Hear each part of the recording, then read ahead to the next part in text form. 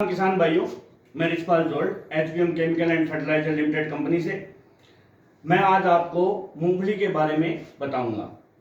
और मूंगफली चूंकि एक खरीफ की फसल है और ये मुख्यतः राजस्थान और गुजरात दो प्रदेशों में खास तौर से बोई जाती है। और राजस्थान में भी इसके जो जैसे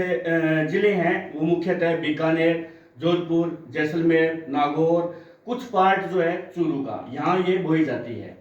तो साथियों, ऐसा है कि इस बार थोड़ा सा देश के अंदर बल्कि विश्व के अंदर कोविड-19 एक महामारी फैली हुई है, इसलिए हम जो है ये एक ई समाधान एचपीएम कंपनी की तरफ से एक प्रोग्राम लेकर आ रहे हैं। क्योंकि हमें क्या है कि थोड़ी सी प्रॉब्लम आ रही है डोर टू डोर किसानों से मिलने के लिए, इसलिए हम आपको इस तरह से इसके बारे में जानकारी देंगे। मूंगफली एक खरीफ की फसल है और ये मुख्यतः अप्रैल सेकेंड वीक से और जून के सेकेंड वीक तक इसकी सोइंग अलग अलग जगह पे टाइमिंग के हिसाब से होती है। सबसे पहले किसान भाइयों क्या करना है कि जैसे जो भी हमने रबी की फसल जहाँ बोई हुई थी, जहाँ हमने मूंगफली की फसल बोनी है, उस एरिए को हम अच्छे से किसी भी ऐसे कल्टी से, हल से या अच्छी तरह से गहरी उसकी जुताई करके छोड़ दें, ताकि अप्रैल में या मई में जब इसका टेम्परेचर जो है काफ़ी ज़्यादा होता है तो उसके अंदर जो सूक्ष्म कीटाणु जो होते हैं वो कीटाणु जो है ख़त्म हो जाए। उसके बाद में जब भी हमने बिजाई करनी है, उसके बाद में बिजाई करने से पहले हम अच्छी तरह से ज़मीन को तैयार करें। तैयार करने के बाद में इस तरह से उसको पाटा मार करके छोड़ देते हैं। और इस तरह के खरपतवार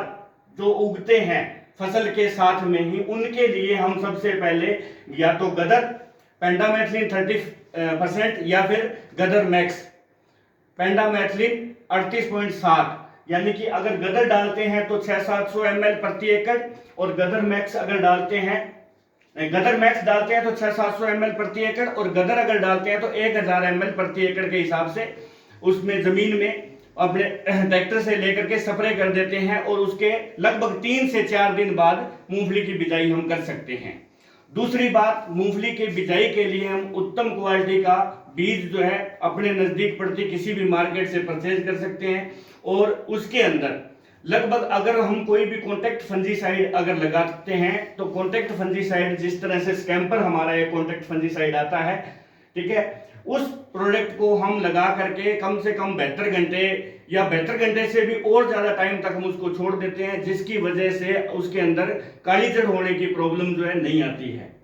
और जब हमने बिजाई करनी होती है उससे 4 से 5 घंटे के अंदर हम हमारा एक नया प्रोडक्ट कंपनी ने लॉन्च किया है जो काफ़ी प्रभावी है, जो देवसेना के नाम से आता है। और जहां बीकानेर जो एरिया है, इस एरिया में लगातार 3-4 साल से ये काफ़ी मात्रा में बिकता है, किसान काफ़ी मात्रा में इससे संतुष्ट हैं, इसको लगाते हैं। चूंकि ये एक सिस्टेमिक इंसेक्टिसाइड है, ये पौधे के सीड के अंदर चला जाता है और जैसे ही पौधा जर्मिनेट होता है ये अपना कार्य करना शुरू कर देता है। इसके लगाने से किसानों को 2 तरह से बेनिफिट होते हैं।